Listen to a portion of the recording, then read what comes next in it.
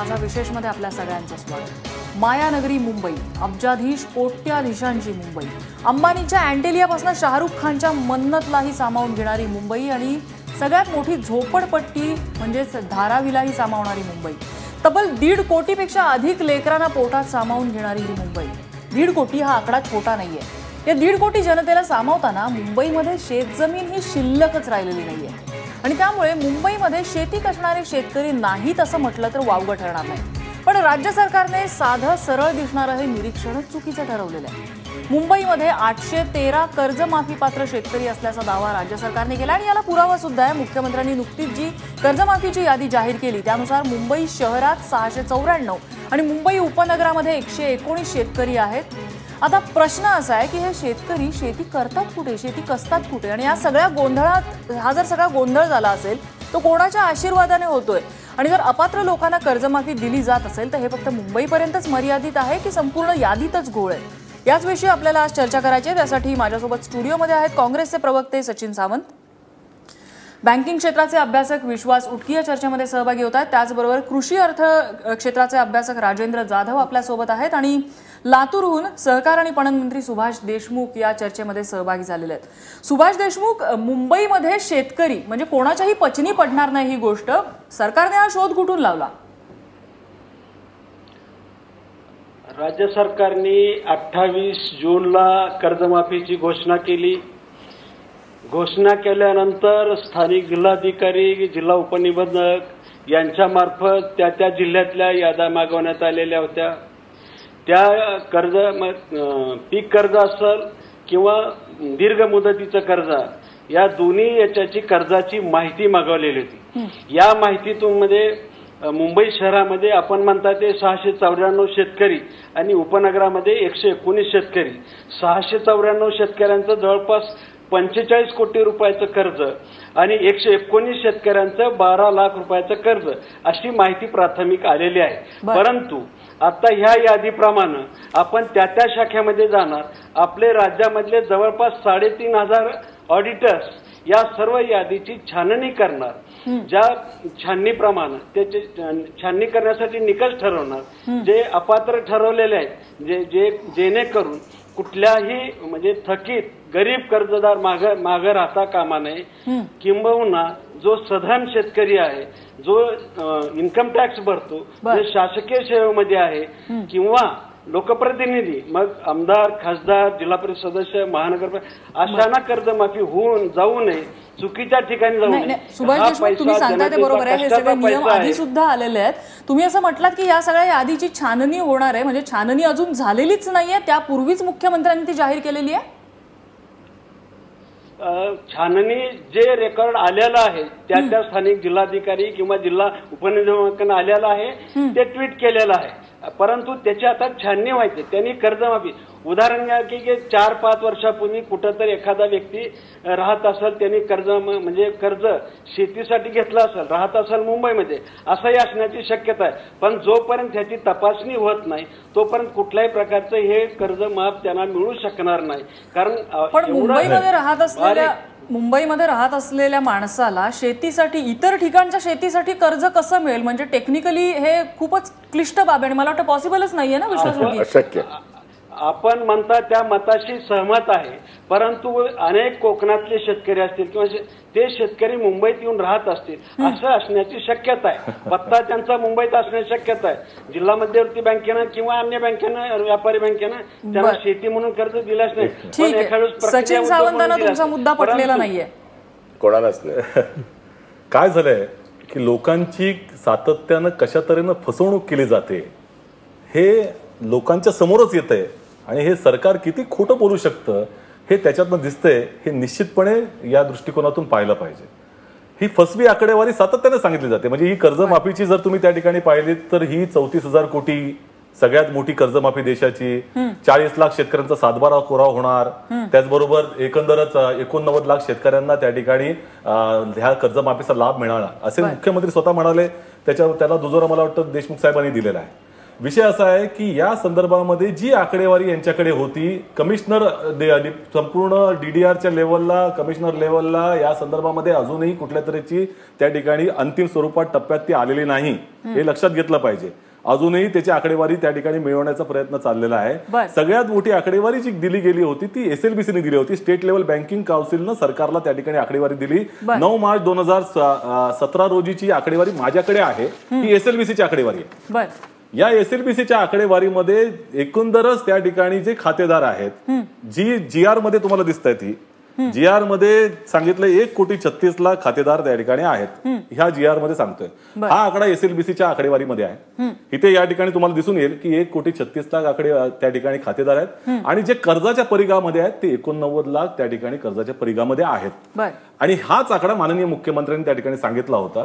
परंतु हे जे आकडे आहेत ते 2008 सालाच्या अगोदर पासूनचे ते 2017 पर्यंतचे आकडे आहेत. आणि माननीय मुख्यमंत्र्यांनी आणि हे देशमुख साहेबांचे जे मंत्रिमंडळ आहे त्यांनी 1 एप्रिल 2012 ते 30 जून 2016 या 4च वर्षासाठी कर्जमाफी दिलेली आहे. आणि हा जो आकडा आहे या संदर्भामध्ये महत्वाचा मुद्दा याच्यासाठी आहे की जे काल ट्विट केलं आणि ह्याच्यामधला फरक काय, तर ह्यामध्ये त्यांनी जिल्हा वाईज ही दिलेली आहे की किती कर्जदार आहेत ज्यांनी कर्ज घेतलेला आहे. त्याच्यामध्ये मुंबई शहर आणि मुंबई उपनगर नाही. एसएलबीसीच्या या आकडेवारीमध्ये मुंबई शहर आणि मुंबई उपनगर नाही. दुसरी गोष्ट, मुंबई शहरामध्ये एकही ऍग्रिकल्चर जमीन नाही.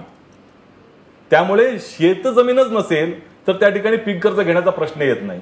आता विषय असा आहे की ज्युरिस्डिक्शनचा, आता सहकार मंत्री जेव्हा म्हणतात जिल्हा बँकांनी दिलं असेल कर्ज, तर महत्वाचं म्हणजे सहकार मंत्र्यांकडून असं यायला नको. विषय असा आहे कारण मुंबई बँकेचं ज्युरिस्डिक्शन मुंबईच्या बाहेर नाहीये. ठाण्यामध्ये ठाणे जनता सहकारी जिल्हा मध्यवर्ती आहे, रायगडमध्ये रायगड जिल्हा मध्यवर्ती आहे. त्यामुळे आता नवीन माननीय मुख्यमंत्री नवीन काढलं कारण हे सगळे कॉर्नर झाले. सरकार कॉर्नर झाल्यामुळे आता नवीन काही ना काहीतरी द्यायला कारण द्यायला लागतात. तर मग त्या ठिकाणी म्हणतात की अशी काहीतरी नॅशनलाइज बँकांनी दिलं असेल ते आम्ही तपासून बघू. नॅशनलाइज बँकांनी हा आकडा ऑलरेडी दिलेला आहे. सगळ्या बँकांचं काउन्सिल जे आहे 32 बँकांचं त्यांनी ऑलरेडी दिलेलं आहे. त्याच्यामध्ये मुंबई शहर उपनगर हा विषयच येत नाही. कारण त्या सगळ्यांनी ज्या वेळेला स्टेट लेवल बँकिंग काउन्सिलची मीटिंग होते त्या बँकांकडनं, इतर ज्याचे सदस्य बँका आहेत त्यांच्याकडनं जिल्हावाईज आकडे मागितले जातात की तुम्ही या जिल्ह्याला किती कर्ज दिलेलं आहे. ते एकत्र केले जातात आणि ते शासनाला दिले जातात.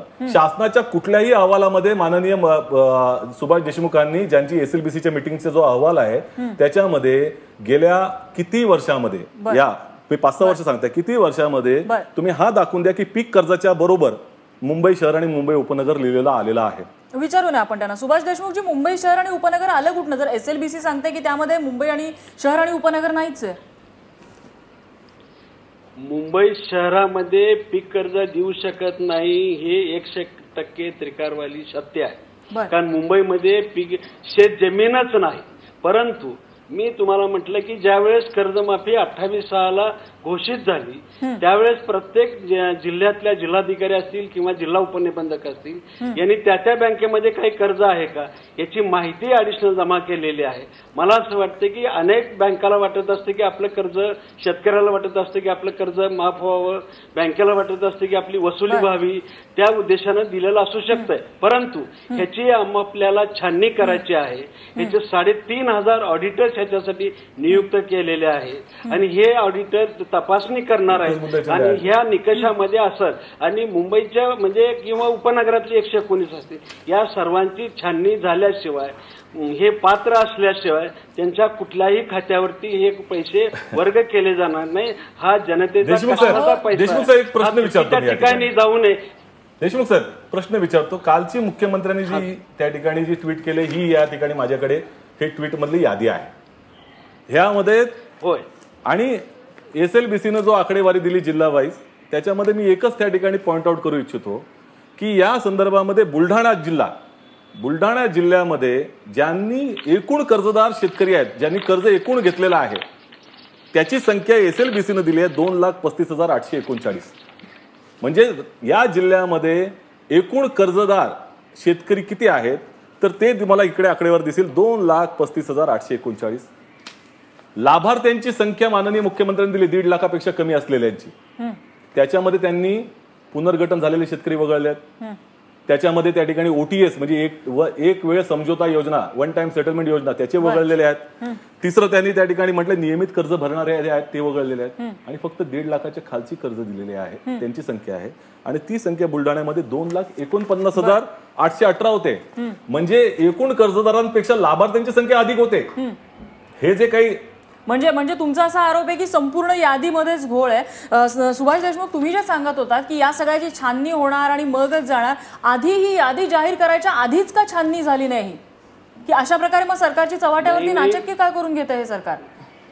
चव्हाट्यावर नाचक्की नाही, ह्याच्यावर डोळ्यात तेल घालून तपासलं जाणार आहे. पैशानं पैसा हा जनतेचा कष्टाचा पैसा आहे, त्याचा दुरुपयोग होणार नाही. त्याचा म्हणजे योग्यशीर ज्या गरजू आणि थकीत शेतकऱ्यांना त्याचा लाभ मिळण्यासाठी 3,500 ऑडिटर्स याचं लेखापरीक्षण करणार आहेत. त्यांनी माहिती दिलेली आहे. त्या माहितीच्या अधीन राहून आपण थेट कर्ज त्यांच्या खात्यावरती जमा करणार नाही, बँकेला वर्ग करणार नाही.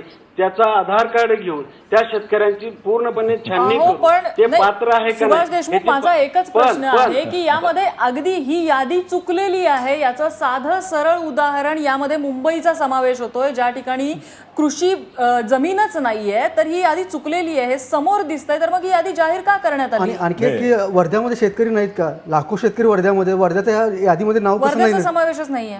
ते कसं नाहीये? एवढे शेतकरी आत्महत्या करतात, लाखो शेतकरी वर्ध्यामध्ये. मी एक दुसरी गोष्ट सांगतो नम्रता. मंत्री महोदय आणि मुख्यमंत्र्यांकडे याचं उत्तरच नाही. याचं कारण असं की असत्यापासून जेव्हा सुरुवात होते ते असत्य झाकण्यासाठी अनेक असत्य बोलावे लागतात आणि मग त्याची ती मालिकाच तयार होते आणि मग त्या ठिकाणी तोंडघशी पडलं जातं. साधी गोष्ट त्या ठिकाणी आहे की मुख्यमंत्र्यांनी 3 आकडे सांगितले होते. 89 लाख शेतकऱ्यांना लाभ मिळणार आहे, 40 लाख शेतकऱ्यांचा सातबारा कोरा होणार आहे आणि 34,000 कोटीची कर्जमाफी राहणार आहे. SLBCच्या या संपूर्ण आकडेवारीमध्ये हे आहे. याच्यामध्ये तुम्हाला दिसेल की हे 40 लाख शेतकरी आहेत, 34,000 कोटी रुपयांची त्यांचं थकीत कर्ज आहे.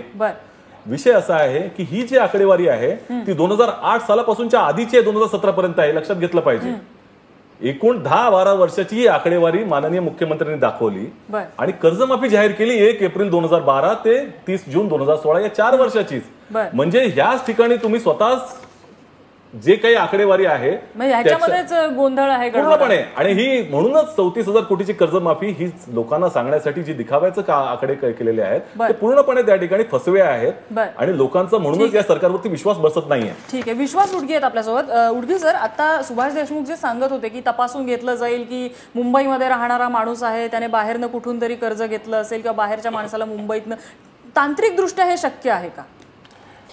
मुंबई शेतजमीन नाहीये आणि अर्थातच इथून राष्ट्रीयकृत बँक आहे किंवा जिल्हा सहकारी बँक आहे, शेतकऱ्याचं कर्ज मुंबईतून देणं शक्य नाहीये. जर कोणी दिलं असेल तर तो फ्रॉड आहे.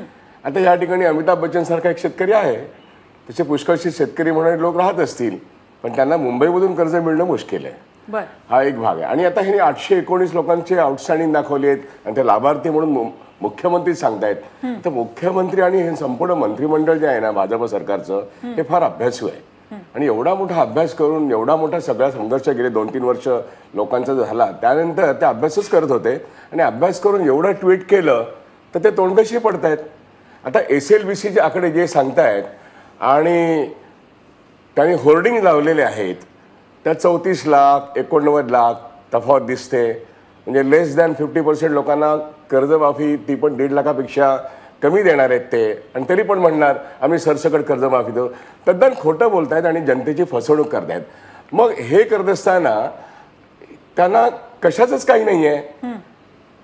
अगदी म्हणजे एकच मुद्दा हे सगळे आकडे आणि जाहिरातबाजी करताना क्रेडिट घेताना एकच सरळ मुद्दा त्यांना विचारला होता की नाबार्डने जिल्हा सहकारी बँकांना आदेश दिलेत काय?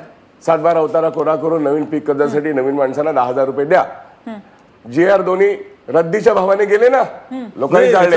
आणि दुसरा मुद्दा, रिझर्व्ह बँक ऑफ इंडियाने राष्ट्रीयकृत बँकांची जवळजवळ 80% कर्ज उचलण्याचं आश्वासन, ज्याला गॅरंटी म्हणतो आपण, ते दिलंय का? 2000च्या कर्जमाफीमध्ये 2008च्या कर्जमाफीमध्ये सरकारने ही संपूर्णपणे कर्जमाफी अंगावर घेतली होती, ती 72,000 कोटीच्या आसपास झाली. या सरकारने असा काही अभ्यास आधी केला होता का? तसं काही न करता आता रिझर्व्ह बँक ऑफ इंडिया त्यांना उभं करत नाही, नाबार्ड त्यांना उभं करत नाहीत. आणि गमतीची गोष्ट म्हणजे अहो त्यांनी असं जाहीर केलंय की ज्या महामंडळांची सगळी विल्हेवाट लागली गेल्या काही वर्षांमध्ये, आता हे आर्थिक पुनर्रचना महामंडळ फायनान्स कॉर्पोरेशन करतायत. म्हणजे काय की तहान लागल्यानंतर विहीर खणणं हा तो प्रकार करतायत. एक महाराष्ट्रामध्ये महामंडळ निर्माण करायचं आणि शेतकऱ्यांची कर्जमाफी ही त्यातून माफ करणार आहेत. म्हणजे अजून 6 महिने त्यांच्या म्हणण्याप्रमाणे. नाही, थोडासा एक तांत्रिक प्रश्न आहे की 2008ची जी कर्जमाफी झालेली होती त्यामध्ये कफ परेड, मलबार हिल या भागातल्या बँकांनी शेतीसाठी कर्ज पुरवलं होतं, अशी एक थोडीशी आकडेवारी, थोड्याशा फॅक्ट्स काही समोर आलेल्या होत्या. हा फ्रॉड आहे की टेक्निकली बँकांना हे शक्य कसं काय होतं? हे बघा, 2008ची कर्जमाफी त्याच्यामध्ये काही जिल्ह्यांमध्ये काही खरे लाभार्थी नाही त्यांनी घेतली कर्ज लाटून, हा एक भाग आहे. पण कपरेड ते दादरमध्ये जे प्रायोरिटी सेक्टरमध्ये लेंडिंग झालेलं आहे ते खासगी बँकांनी विशेष करून केलंय. आणि नोटोरियस म्हणजे HDFC, ICICI, तुमचा येस बँक, कोटक बँक यांनी. रिझर्व्ह बँक ऑफ इंडिया हे कसं खपू आहे? आणि मुद्दा तो आहे, तो ऍग्रिकल्चर फायनान्स म्हणजे 18% जो मॅन्डेटरी आहे तो, आणि 40% प्रायोरिटी सेक्टर मधला जे काही लेंडिंग आहे त्यातला 18% ऍग्रिकल्चर, तो कोटा पूर्ण करण्याकरता खासगी बँका अशा तऱ्हेने फायनान्स करतात. आता चंदा कोचरने अभिमानाने सांगितलं, हो आम्ही कोटा पूर्ण केला, पण कोणाला तुम्ही दिले? तर तुम्ही मायक्रो फायनान्स कंपन्यांना लेंडिंग केलं आणि ते मग शेतकऱ्यांना जाऊन 36%, 28% या दराने लेंडिंग करतात. याला रिझर्व्ह बँक ऑफ इंडिया कशी काय मान्यता देते? हा फ्रॉड आहे. ह्याच्यामध्ये पहिली इथे 2008च्या कर्जमाफीचा प्रश्न नाही, हे सातत्याने दरवर्षी चाललेल्या गोष्टी आहेत. मुख्यमंत्र्यांच्या कार्यालयामधनं जी माहिती आता पत्रकारांना दिली गेली त्याच्यामध्ये असं म्हटलंय की SLBCने आकडेवारी दिली होती म्हणून. SLBCने आकडेवारी दिली नाही, जी आहे ती माझ्याकडे आहे. आता मंत्री महोदय म्हणतायत की आम्हाला कमिशनर लेवलला किंवा त्या ठिकाणी DDR लेवलला ही माहिती मिळाली. म्हणजे ह्यांच्यामध्ये स्वतःच्या मध्येच एकवाक्यता त्या ठिकाणी दिसत नाहीये. सगळ्यात महत्वाचा जो भाग आहे याच्यामध्ये एक लक्षात घेतलं पाहिजे की कशा तऱ्हेनं लोकांची फसवणूक चालली. यांनी 4 वर्षाची कर्जमाफी दिली. या कर्जमाफीमध्ये सगळ्यात मोठा जो GR दिलेला आहे त्याच्या GR मध्ये म्हटलंय की 2012-13 ते 15-16 या कालावधीमधील ज्यांचं कर्जाचं पुनर्गठन झालेलं आहे त्याच्यामध्ये थकबाकीदार असतील त्यांनाच ही कर्जमाफीचा लाभ मिळेल, अन्यथा त्यांना प्रोत्साहनपर दिलं जाईल. विषय असा आहे की या 14-15 ते 15-16 या 2 पूर्ण वर्षामध्ये जे कर्जाचं पुनर्गठन झालं, जो SLBC सांगते 10,000 कोटी रुपयांचं कर्जाचं पुनर्गठन झालेलं आहे आणि 10 लक्ष शेतकऱ्यांचं, यांनी मुदतवाढ देऊन त्याचे व्याज भरून हे पाहिलेलं आहे सरकारनं की हे त्या ठिकाणी थकबाकीदार होणार नाहीत. त्यांचा पहिला जो हप्ता आहे तो 2017च्या जूनला जाणार होता. त्यामुळे 14-15, 15-16च्या जे काही कर्जाचं पुनर्गठन झालेलं शेतकरी आहेत त्यांना त्याचा 7-12 कोरा होणार नव्हता. ह्यांचा 2012-13 आणि 13-14 या 2च वर्षाचा त्या ठिकाणी कर्जमाफी ही ऍक्च्युली लागू होते आहे आणि म्हणूनच ही 5,000 कोटीच्या वरती जाऊ शकत नाही. विषय असा आहे की हे सगळं सांगण्यासाठी माननीय मुख्यमंत्री जे सांगतात आकडे 2008 पासूनचे देतायत, मात्र ह्या 4 वर्षाचे त्यातही पुनर्गठन झाल्यानं बाजूला करतायत. हे सगळे जे काही गिमिक्स चाललेलं आहे हे माणसाच्या जीवावर आलेलं आहे. 9,500 लोकांनी आत्महत्या केल्यात या राज्यामध्ये आणि हे जे असंवेदनशीलता दिसते, आकडेवारी ही खरंच गंभीर आहे. या सरकारच्या काळातली गंभीर आहे, आधीच्या सरकारच्या. दुसरा एकच मुद्दा सांगेन नम्रता, आज त्या 10,000 रुपयाची उचल त्या ठिकाणी जी दिली गेली 11 जूनला त्या ठिकाणी निर्णय झाला होता, बरोबर आहे. आज 23 दिवस होऊन गेले. माननीय मंत्री महोदय समोर आहेत. फक्त 4 बँकांनी त्या ठिकाणी 10,000ची उचल दिलेली आहे आणि फक्त 1082 शेतकऱ्यांना मिळालेले आहेत. ही आमच्याकडची आकडेवारी आहे. मंत्री महोदयांनी उद्या जाहीर करून टाकावी की ही यादी आहे, ही नाव आहे आणि एवढ्या लोकांना दिलंय. आपण विचारूया. एका छोट्याशा ब्रेकची वेळ झाली. ब्रेक नंतर राजेंद्र जाधवांकडे आपल्याला जायचं. छोटासा ब्रेक, लगेचच परत येतो.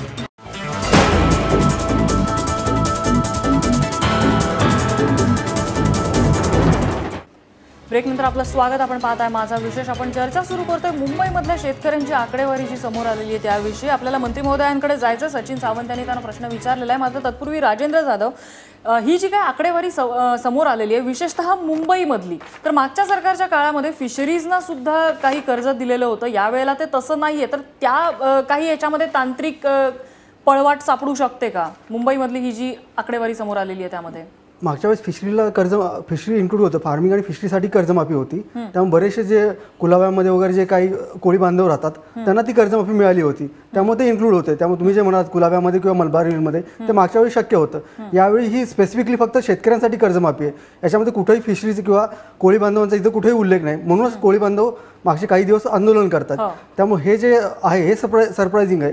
दुसरी गोष्ट मुख्यमंत्री स्वतः म्हणतायत की त्यांनाही थोडं आश्चर्य वाटलं. मग प्रश्न असा येतो, जर मुख्यमंत्र्यांना स्वतः आश्चर्य वाटलं तर ती आकडेवारी त्यांनी ट्विट कशाला केली. आणि त्याहीपेक्षा महत्त्वाचं हे फक्त मुंबईतल्या 813 शेतकऱ्यांचं झालं. जे मुंबईच्या बाहेरचे जे सगळे शेतकरी हा कार्यक्रम बघतात.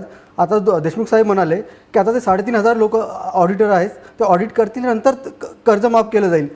मागचे 4 महिने झाले शेतकरी वाट बघतात की आज होईल, उद्या होईल कर्जमाफी. ज्या पद्धतीने देशमुख साहेब म्हणतात की अजून ऑडिट होईल, नंतर कर्जमाफी होईल. शेतकऱ्यांची आता ही पेरणीची वेळ आहे, त्याला खत, बी बियाणे या सर्वांसाठी पैसा हवा होता. त्याने तो कुठून तरी उसनवारी करून किंवा खाजगी सावकाराकडून कर्ज घेऊन तो घेतलेला आहे. जवळपास निम्मी पेरणी पूर्ण झालेली आहे, तरी अजूनही आपण कर्जमाफी दिलेली नाहीये. आणि ज्या पद्धतीने देशमुख साहेब म्हणतात त्यातून असं लक्षात येतं की या महिन्यात तरी होईल की नाही हे नक्की येत नाही. त्यामुळे देशमुख साहेबांनी सांगावं की ह्या तारखेला पूर्ण महाराष्ट्रामध्ये कर्जमाफी होईल. त्यांचे जे काय ऑडिटर आहेत ते 2 आठवड्यामध्ये 3 आठवड्यामध्ये हे सर्व काम पूर्ण करतील आणि या तारखेला पूर्ण हा निकाल लागेल हे त्यांनी सांगावं एकदा की ही डेडलाईन सरकारने ठेवून दिलेली आहे. 30 जून 2017ला जे थकबाकीदार होणार आहेत त्यांचं काय? सुभाष देशमुखजी, हाच मुद्दा आहे की हे थकबाकीदारांचं काय. आणि आता ही जी यादी आलेली आहे सगळ्यांना आनंद झालेला होता की फायनल यादी आहे, आता कर्जमाफी मिळणार, अगदी काही दिवसात येतील आमच्या अकाउंटला पैसे. पण आता तुम्ही सांगताय की याही यादीची छाननी होणार आहे. पण जर मग छाननी होणार होती तर मग अशी फॉल्टी यादी समोर आणलीच का, आणि ती सुद्धा मुख्यमंत्र्यांनी? आणि ट्विटरवरती जाहीर करण्याची घाई काय की जिल्हा मध्यवर्ती बँकेने जिल्हा उपनिबंधकाच्या मार्फत ही यादी आलेली असणार आहे. SLBCची यादी समोर आहे, या सर्व याद्या समोर आहेत. परत मी सांगतोय हा पैसा राज्याच्या जनतेचा कष्टाचा पैसा आहे, याचा दुरुपयोग होणार नाही. सुभाष देशमुख, तुम्ही माझ्या प्रश्नाचं उत्तरच देत नाही आहात की तुम्ही सांगताय की ही यादी निबंधकांकडनं आलेली आहे, SLBCची यादी आहे. जर या दोन्ही याद्यांमध्ये मेळ नसेल तर चुकीची यादी समोर आणण्यामध्ये सरकारने काय साध्य केलं? चुकीची यादी बिलकुल नाही, त्याची तपासणी करून जर समजा कुणी चुकीचं फ्रॉडी करत असेल तर त्याच्यावर कठोर कारवाई नक्कीच करणार आहे. पण चुकीची यादी नाही असं कसं म्हणू शकता तुम्ही सुभाष देशमुख? यामध्ये मुंबईमधले शेतकरी दाखवले ज्या मुंबईमध्ये शेत जमीनच नाहीये म्हटल्यावर तुम्ही ही चुकीची यादी नाही असं कसं म्हणू शकता? मी काय म्हणतो तुम्हाला की बाबा मागच्या वेळेस काय झालं याच्यापेक्षा आता ही यादी आली असणार आहे. त्याच्यात कुणी प्रक्रिया उद्योगासाठी घेतलेला असणार आहे, त्यालाही वाटत असणार आहे आपलं माफीचं यादीत नाव गेलं तर गेलं, अशा हेतून सुद्धा दिली असणार आहे. मी नाही म्हणत नाही, यादी आलेल्या साहेबांनी ते ट्विट केलेले आहे. मला असं वाटतं की परंतु ही छाननी झाल्याशिवाय हे कर्जमाफी बसतात का नाही ह्याची राजेंद्र जाधव हे टेक्निकली शक्य होत नाही तोपर्यंत त्याच्यावरती हे टेक्निकली शक्य नाही आहे. कारण जर 7/12च नसेल तर इथली कुठलीही बँक तुम्हाला शेतकरी उभेच करणार नाही. 7/12 तुम्हाला केव्हा मिळतो? जर तुमच्या नावावरती जमीन असेल तर मुंबईत शेत जमीन नसेल तर तुम्ही 7/12 कुठून आणणार?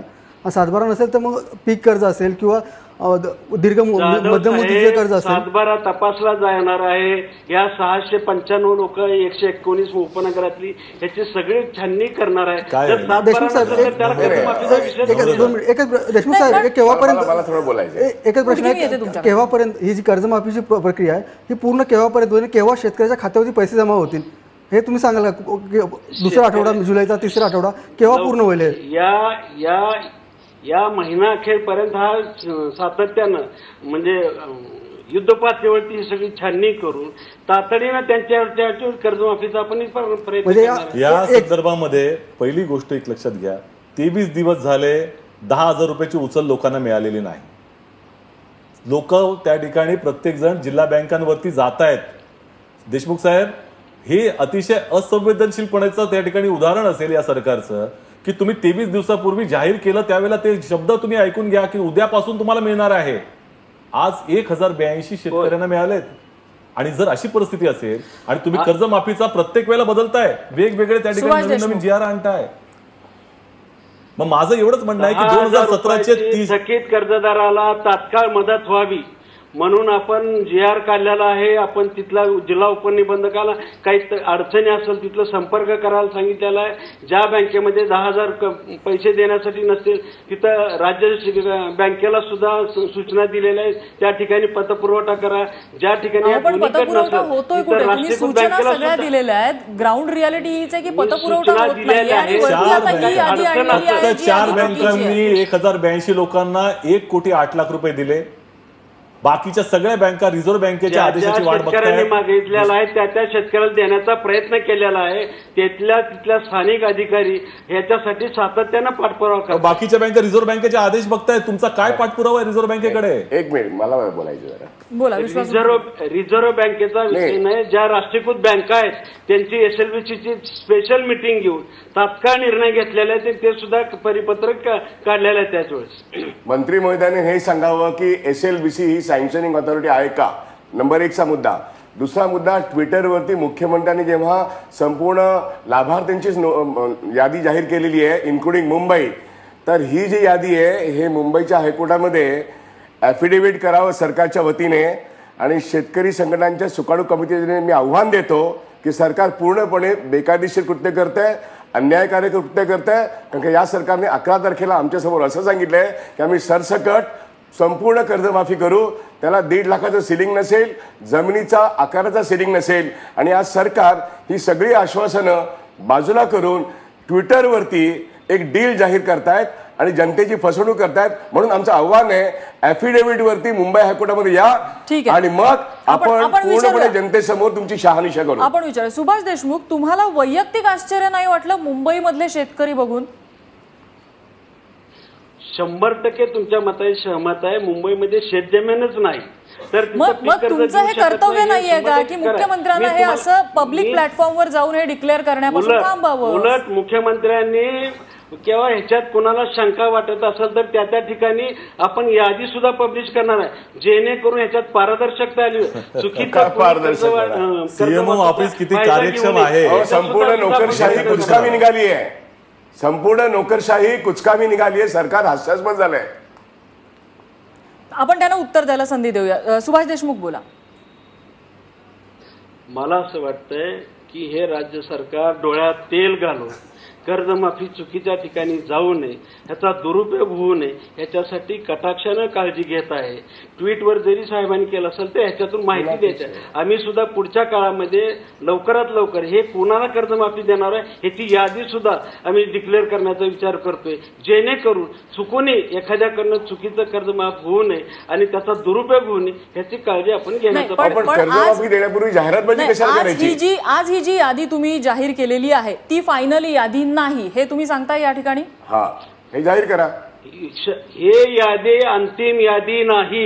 ह्याची लेखापरीक्षण करून तपासणी करणार आहोत.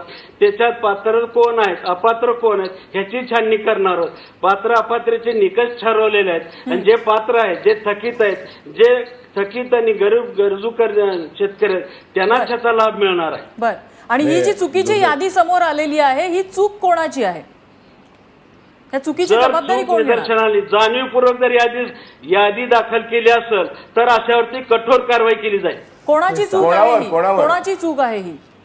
ज्या कुणाची चूक, ज्यांनी कुणी यादी दाखल केलेली आहे, जाणीवपूर्वक यादी दाखल केलेली आहे, कर्जमाफी घेण्याचा प्रयत्न केलेला आहे, अशावरती कठोर कारवाई केली जाईल. पहिली गोष्ट नम्रता, राज्यातील शेतकऱ्यांची या सरकारनं माफी मागितली पाहिजे. कारण ही एकच चूक नाहीये, एकच खोटं बोललेलं नाही. 2 तारखेपासून फसवणूक असत्य त्या ठिकाणी बोललं जातंय. पहिली गोष्ट लक्षात घ्या, पुढचं पाठ मागचं सपाट कसं असतं. ज्या वेळेला त्या जयाजी सूर्यवंशींबरोबर त्या ठिकाणी सांगितलं होतं तत्वतः आम्ही त्या ठिकाणी मान्यता देत आहोत. दुसऱ्यांदा यांनी सांगितलं की अल्प भूधारकांचं सरसकट कर्ज आम्ही माफ करत आहोत. हे जाहीर केलं. 10,000 रुपयाची तुम्ही त्या ठिकाणी उचल दुसऱ्या दिवशी घेऊन जाऊ शकता. अल्प भूधारकांचं सरसकट कर्ज माफ झालं का? परत तुम्ही 1.5 लाखाची कॅप लावली, अल्प भूधारक तसेच राहिले, 1.5 लाखाच्या कॅपमध्ये राहिले. त्याच्या पुढे जाऊन तुम्ही आता त्या ठिकाणी त्यावेळेला म्हणाला होता हमीभाव कायदा काय झाला, त्याचं आता काही त्या ठिकाणी चर्चा करायची नाही. विषय असा आहे की आज त्या 10,000 उचलीचं काय झालं? 10,000 उचल कोणाला मिळत नाहीये. या ठिकाणी आरबीआयशी तुम्ही चर्चा केली का? आरबीआयशी चर्चा काय झाल्याचं त्या ठिकाणी निश्चितपणे दिसत नाही. तुम्ही स्टेट लेव्हल बँकिंग काउन्सिलच्या संदर्भामध्ये सांगता त्याला सँक्शनिंग ऑथॉरिटी नाहीये. तिसरी गोष्ट, ना 89 लाख शेतकऱ्यांना त्याचा लाभ मिळणार आहे, त्याला फक्त 15 लाखाच्या वरती त्याला शेतकऱ्यांना लाभ मिळणार नाही. 5,000 कोटीची कर्जमाफी आहे, 34,000 कोटीची नाही आहे. 40 लाख शेतकऱ्यांचा 7/12 कोरा होत नाही, 4 लाख शेतकऱ्यांचा 7/12 कोरा होत आहे. हे संपूर्ण आकडे समोर आहेत. कारण तुम्ही 12 वर्षाची आकडेवारी दाखवताय आणि केवळ 4 वर्षाची तुम्ही त्या ठिकाणी कर्जमाफी देताय. 2017च्या जूनला जे थकबाकीदार होणार आहेत, हे जे काही पुनर्गठित शेतकऱ्यांमधले सगळे बहुतेक करून होणार आहेत, त्यांना तुम्ही काही देत नाहीये. ते आता तुमच्या लाईनवरती उभे राहणार आहेत. देशमुख साहेब ते उभे राहणार आहेत तुमच्या समोर. ठीक आहे. राजेंद्र जाधव, यामध्ये सगळी आता ही आकडेवारी समोर आलेली आणि कशाचाच कशाशी मेळ बसत नाही. सरकारला तरी त्यांचं गणित लागत असेल असं वाटतं? नाही का, सरकारला गणित पहिल्यापासूनच लागत नव्हतं. कारण जर तुम्ही पाहिलं आता SLBC काय म्हणतंय वगैरे आपण एका बाजूला ठेवू, फक्त मुख्यमंत्री काय म्हणतायत आणि काय म्हणाले याच्यावरती आपण जर फोकस केलं तर एप्रिल महिन्यामध्ये मुख्यमंत्री म्हणाले होते 30,500 कोटी रुपयाची कर्जमाफी केली तर साधारण 31 लाख शेतकऱ्यांना फायदा होईल. 30,500 कोटीची. त्यानंतर त्यांनी सांगितलं 34,000 कोटीची कर्जमाफी केली तर 89 लाख शेतकऱ्यांना फायदा होईल, 89 लाख. तर प्रश्न असा येतो की 58 लाख शेतकऱ्यांना फक्त 3,500 कोटीमध्ये उरले 58 लाख शेतकऱ्यांची कर्जमाफी कशी होणार आहे? सुरुवातीला ते म्हणाले 31 लाख शेतकऱ्यांची कर्जमाफी 34,000 कोटीमध्ये होईल. नंतर ते म्हणाले 89 लाख शेतकऱ्यांची कर्जमाफी 34,000 कोटीमध्ये होईल. तर मग प्रश्न येतो की 3,500 कोटीमध्ये वरच्या 58 लाख शेतकऱ्यांची कर्जमाफी कशी होणार आहे? देशमुख साहेबांनी जरा ते सांगावं. हे मुख्यमंत्र्यांनी हे गणित कसं केलं होतं? सुभाष देशमुख, कसं काय हे गणित बसवणार? आता सावंत साहेब सुद्धा म्हटले की टोटल कर्जमाफी हे 5,000 कोटीमध्ये होऊ शकते. माझं असं आव्हान आहे, खरं म्हणजे सावंत साहेबांना मी मुख्यमंत्री महोदयांना सुद्धा विनंती करणार आहे 5,000 कोटी सावंत साहेबांकडे द्यावेत आणि सनी त्या निकष. मला असं वाटतं की काहीतरी चुकीच्या माहित्या समोर आणायच्या आणि काहीतरी मोठा आवाज करायचा. या मोठा आवाज करून चुकीच्या माहिती देऊन मला असं वाटतं की सावंत साहेब, आपण मी सरकारमध्ये काम केलेलं आहे, आपण केलेलं आहे. नाही सरसकट कर्जमाफी माफी मागतोय. 5,000 कोटीच देणार. हा सरकार देते म्हणजे मेहरबानी नाहीये. सरकार देते म्हणजे अन्नदात्यावरती मेहरबानी करू नका. तुम्ही मेहरबानी स्वीकारू नका. जर सरसकट कर्जमाफी असती, सरसकट कर्जमाफी घेतल्याशिवाय अगोदरपासून कर्ज माफ झालं असतं 2017च्या जून पर्यंत. सुकाणू समिती सरसकट कर्जमाफी घेतल्याशिवाय थांबणार नाहीये आणि खोट्या आकडे आणि खोटी आश्वासनं चालून घेणार नाहीये. ठीक आहे, आपली वेळ संपत आलेली आहे. जाता जाता सुभाष देशमुख, पुन्हा एकदा सांगा की ही यादी अंतिम नाहीये असं तुम्ही सांगितलेलं आहे. कारवाई काय होणार आहे, काय निकष यामध्ये लावले जातील आणि फायनल यादी कधीपर्यंत येईल? शेतकऱ्यांच्या अकाउंटमध्ये पैसा कर्जमाफीचा कधीपर्यंत येईल? मला असं वाटतंय की मी वारंवार सांगत आलेलो आहे की प्राथमिक याद्या सगळ्याकडून जमा करतोय आपण, वेगवेगळ्या माध्यमातून वेगवेगळ्या सोर्समधून आपण जमा करतोय, त्या एकत्रित करतोय, या सर्व ऑडिटर्सकडून त्याची तपासणी करतोय.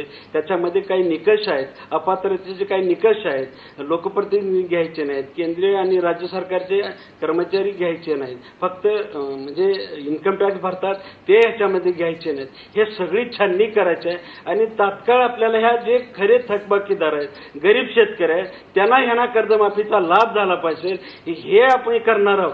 मला असं वाटतं की चुकीचं कर्ज वाटप होऊ नये, चुकीचा लाभ कधीपर्यंत होईल हे? कधीपर्यंत डिक्लेअर केल्यानंतर आत्महत्या थांबल्या. काल सुद्धा नाशिकमध्ये 2 आत्महत्या झाल्या. आपण त्यांना उत्तर देऊन द्या, कधीपर्यंत होईल हे? या महिनाअखेरपर्यंत आपण करतोय. ठीक आहे, या महिना अखेरपर्यंत आपण ही यादी फायनल करून या संदर्भात शेतकऱ्यांच्या अकाउंटमध्ये ही सर्व रक्कम कर्जमाफीची येईल असं आश्वासन आता पणन मंत्र्यांनी दिलेलं आहे. मात्र यामध्ये मुद्दा असा आहे की काल मध्यरात्री मुख्यमंत्र्यांनी जे काही ट्विट केलेलं आहे, जी काही यादी समोर आलेली आहे ती यादी अंतिम नाहीये. अगदी प्राथमिक या यादीकडे जर लक्ष दिलं तर मुंबईचे शेतकरी जर या यादीमध्ये असू शकतात तर ही यादी अंतिम आणि बरोबर असूच शकत नाही. त्यामुळे पुन्हा एकदा त्याचा विचार करायची गरज आहे. आणि आता सचिन सावंत यांनी सुद्धा काही आकडेवारी दिली, ती आकडेवारी टॅली करून योग्य माणसाच्या हातातच कर्जमाफीची रक्कम पडेल एवढं सरकारने बघितलं म्हणजे झालं. या चर्चेसाठी सर्व मान्यवरांनी आपल्याला वेळ दिला त्याबद्दल त्यांचे आभार. माझा विशेषमध्ये इथेच थांबतोय. बघत रहा ABP माझा.